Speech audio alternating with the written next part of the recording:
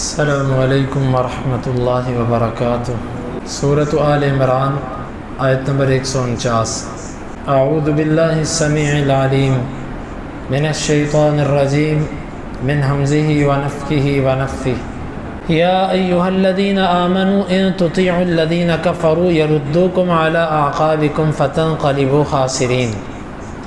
اے ایمان والو، اگر تم کافروں کی پیروی کرو گے وہ تمہیں تمہاری ایڑیوں کے بل واپس پلٹا دیں گے اور تم خسارے والے ہو جاؤ گے۔ بل اللہ مولاکم وہو خیر الناصرین، بلکہ اللہ ہی تمہارا دوست ہے اور وہ بہترین مدد کرنے والا ہے۔ سنلقی فی قلوب الذین کفروا الرعب، ان قریب ہم کافروں کے دلوں میں رعب ڈال دیں گے۔ بما اشرکوا باللہ ما لم ینزل بہ سلطانا، بوجہ اس کے انہوں نے اللہ کے ساتھ اسے شریک بنایا جس پر اس نے کوئی دلیل نہیں اتاری۔ ومأواہم النار، اور ان کا ٹھکانہ آگ ہے۔ وبئس مثوی الظالمین، اور ظالموں کا برا ٹھکانہ ہے۔ اس آیت مبارکہ میں اللہ تعالیٰ نے کافروں کی اطاعت کرنے سے منع کیا، اس کے کچھ نقصانات ذکر کیے۔ ان میں سے ایک نقصان تو یہ ہے کہ وہ تمہیں تمہارے دین سے پھیر دیں گے، پھر تم خسارے میں چلے جاؤ گے۔ اس لیے کافروں کی اطاعت نہیں کرنی۔ اطاعت پیروی کو کہتے ہیں، ان کی بات ماننا۔ اگر تم نے یہ کیا تو تم اپنے دین سے وہ تمہیں پھیر دیں گے۔ اطاعت دین میں بھی نہیں اور دنیا کے امور میں بھی جو ان کی نشانیاں، ان کی شناخت ہو، اس میں ان کی اطاعت نہیں ہے۔ آج امت مسلمہ کو دیکھیے، اس کی بنیادی وجہ یہ ہے کہ یہ کفار کی اطاعت کر رہی ہے، اسی وجہ سے خسارے میں جا رہے ہیں۔ ہر کوئی نقصان کی طرف جا رہا ہے کیونکہ کافروں کی اطاعت ہو رہی ہے۔ ہم میں سے انفرادی طور پر بھی لوگ ان کا نصاب، ان جیسا لباس، ان جیسا معاشرہ، ان جیسی اٹھک بیٹھک بنانے کی کوشش کرتے ہیں، یعنی ان کی مشابہت کرتے ہیں، اور اللہ نے واضح فرمایا کہ اگر تم ان کی اطاعت کرو گے وہ تمہیں خسارے کی طرف لے جائیں گے۔ یعنی اس میں مسلمان ملکوں کو اور مومنوں کو ان کی کفار کے ساتھ کس طرح کا تعلق ہونا چاہیے وہ بتایا جا رہا ہے کہ اطاعت یعنی بات ماننے والا تعلق نہ ہو ان کے ساتھ تمہارا۔ ایک نقصان کہ وہ دین سے پھیر دیں گے، دوسرا نقصان بل اللہ مولاکم، اللہ تمہارا دوست ہے۔ یعنی جب تم نے کافروں کی اطاعت کی تو پھر اللہ تمہارا دوست نہیں ہے، اللہ کی دوستی سے ہاتھ دھو لو گے، اللہ کی دوستی بھی کٹ جائے گی۔ وَهُوَ خَيْرُ النَّاصِرِينَ، اور وہ بہترین مدد کرنے والا۔ یہ تیسرا نقصان کہ اگر تم نے ان سے دوستی کی تو اللہ بہتر مدد کرنے والا ہے، وہ پھر تمہاری مدد نہیں کرے گا۔ دیکھیں آج ہم کفار سے دوستی اس لیے کرتے ہیں کہ وہ ہماری مدد کریں،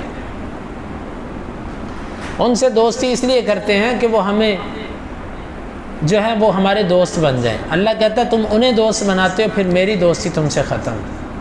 مفہوم ہے اس آیت کا۔ اور اگر تم ان سے مدد چاہتے ہو پھر اللہ کی مدد تمہارے پاس نہیں ہے۔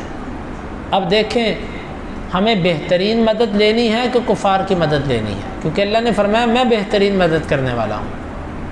ہمیں اللہ کی دوستی لینی ہے کہ کفار کی دوستی؟ اللہ کی دوستی۔ تو پھر اس کا مطلب ہے کہ کاش کہ یہ آیات ہمارے حکمرانوں کو بھی سمجھ آ جائیں۔ ہماری مسلمانوں کی پالیسیاں ہیں ان آیات کے اندر، کفار سے تعلق کیسا ہونا چاہیے وہ اس آیت میں بتایا جا رہا ہے۔ اگر تم نے یہ کام کر لیے، اللہ کی اطاعت کی، اللہ کو دوست بنایا، اللہ سے مدد مانگی، پھر اس کے بدلے میں تمہیں کیا ملے گا؟ سنلقی فی قلوب الذین کفروا الرعب، کافروں کے دلوں میں ہم رعب ڈال دیں گے۔ اور ہمیشہ مسلمان اسی چیز سے جیتتے رہے ہیں، اللہ تعالیٰ ان کے دلوں میں رعب ڈال دیتا تھا۔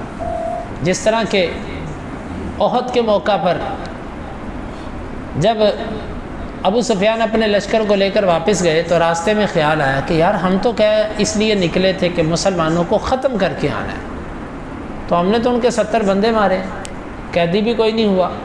اور اگر مکے میں جا کر کہتے ہیں کہ ہم جیت کر آئے ہیں تو فوری طور پر ہماری بات کی تصدیق کیسے ہوگی؟ دیکھو انہوں نے ہمارے 70 بندے مارے، 70 قیدی کیے، ہم نے قیدی بھی نہیں کیے، ہم نے ان کو جڑ سے ختم بھی نہیں کیا، تو پھر ہماری تصدیق مکے کے اندر کون کرے گا؟ یہ بات آپس کے اندر انہوں نے طے کی تو کہنے لگے کہ واپس چلتے ہیں۔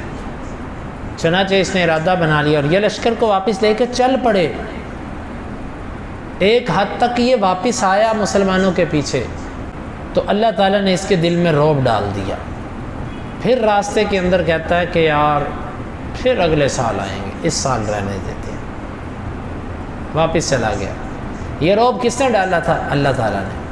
حالانکہ مسلمان پریشان تھے کیونکہ ان کے ساتھ ان کے 70 ساتھی شہید ہو گئے اور مسلمانوں کو بڑی سخت پریشانی تھی، زخمی بھی تھے، تھکے ہوئے بھی تھے، تعداد میں تھوڑے بھی تھے، اور یہ 3000 کی تعداد تھی ان کی، اور یہ طاقتور بھی تھے، اور بظاہر غلبہ بھی ان کا جا رہا تھا، تو اس لیے وہ بڑے خوش بھی تھے۔ آپ کو پتہ جو بندہ جیتتا ہو اس کو تھکاوٹ بھی محسوس نہیں ہوتی، ان کو تو تھکاوٹ بھی نہیں ہو رہی تھی، اور جب بندہ شکست کھاتا ہے ایک تو اس کو پریشان ہوتا ہے اور دوسرا اس کے ہمت ہار جاتا ہے وہ۔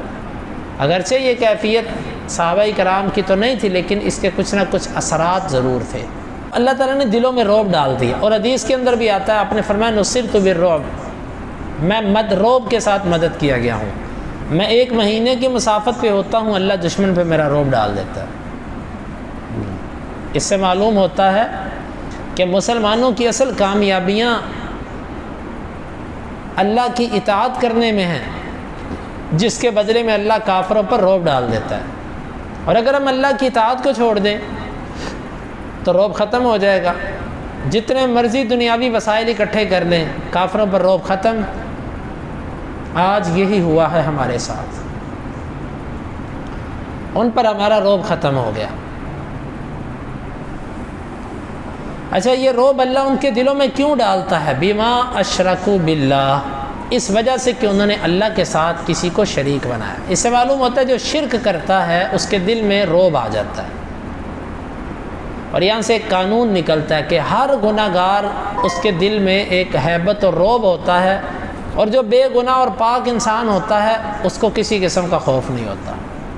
مشرک آدمی، اللہ کے ساتھ شریک بنانے والا، غیروں کو مددگار اور مشکل کشا، حاجت روا، داتا، غوث کہنے والا بندہ بزدل ہوتا ہے، مومن سینے کا مضبوط ہوتا ہے، اس کا اپنے اللہ پر یقین اور توکل ہوتا ہے جو کسی حالت میں ختم نہیں ہوتا۔ اللہ نے رعب اس لیے ڈالا کہ انہوں نے اللہ کے ساتھ شرک کیا۔ کس کو شریک بنایا؟ ما لم ينزل به سلطانہ، جس پر اس نے دلیل ہی کوئی نہیں اتاری۔ اس سے معلوم ہوتا ہے کہ جس کو اللہ کا شریک بنانا ہے پہلے اس پر دلیل لے کر آؤ۔ آپ کہتے ہو جی عبد القادر جیلانی غوث ہے، مدد کرتا ہے، دلیل لے کر آؤ قرآن یا حدیث سے۔ علی حجویری داتا ہے، دلیل لے کر آؤ۔